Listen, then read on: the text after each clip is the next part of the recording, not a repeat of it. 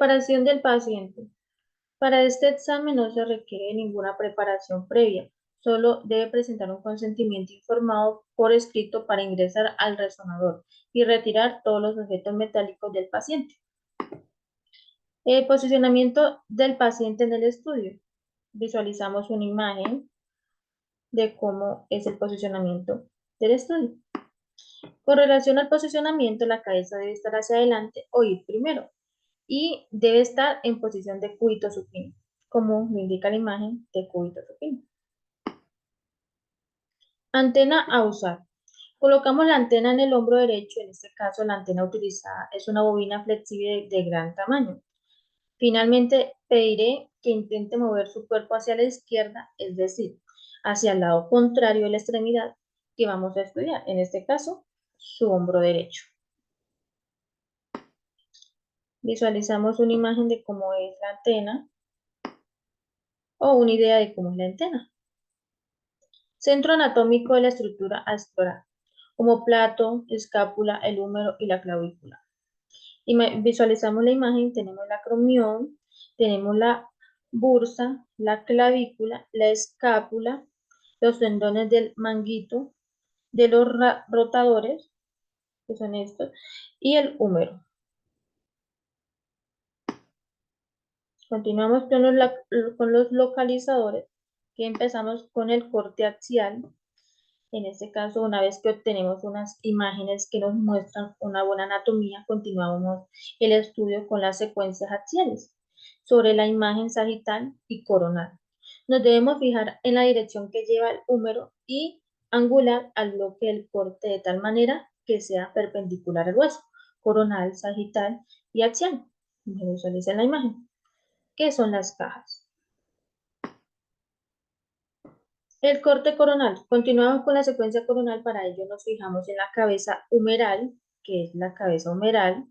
Es esta parte de acá, la cabeza humeral.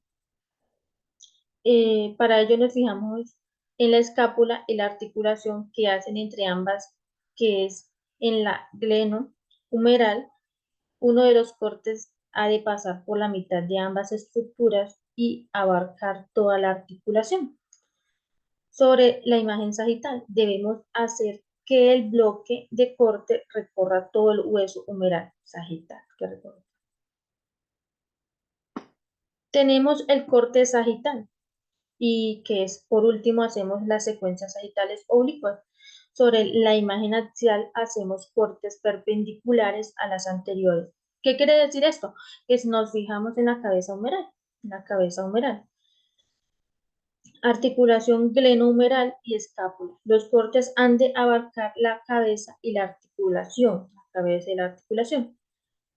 como en la figura de hombro, en la imagen coronal, como la imagen coronal que les decía. Obteniendo en la secuencia anterior, debemos hacer que el bloque de corte lleve la misma dirección del húmero.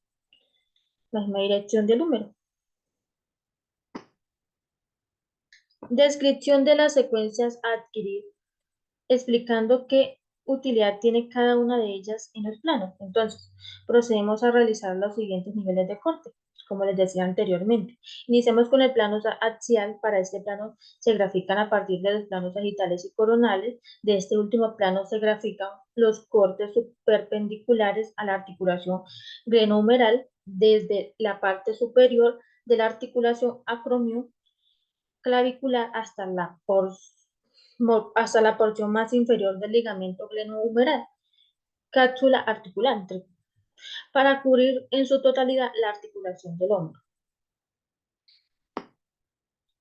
Continuamos con el plano coronal, el cual se grafica desde los planos sagitales y axiales. De este plano se grafican unos cortes localizadores coronales, fuente propia localizadora axial, fuente propia paralelos al músculo supraespinoso, y en el plano sagital los cortes deben estar paralelos a la cabeza del húmero, desde el proceso coracoides hasta la región más posterior de la cabeza humeral. Y finalmente finalizamos con el plano sagital, el cual se grafican desde los planos coronales y axiales. De este último plano se grafican los cortes perpendiculares del músculo supraespinoso y en el plano coronal los cortes deben estar paralelos al húmero. Desde la porción más lateral del músculo deltoides hasta los cortes más mediales de la cavidad glenoidea. Continuamos con las recomendaciones finales y experiencias del paciente en el examen. La mayoría de los exámenes de resonancia magnética son indoloros.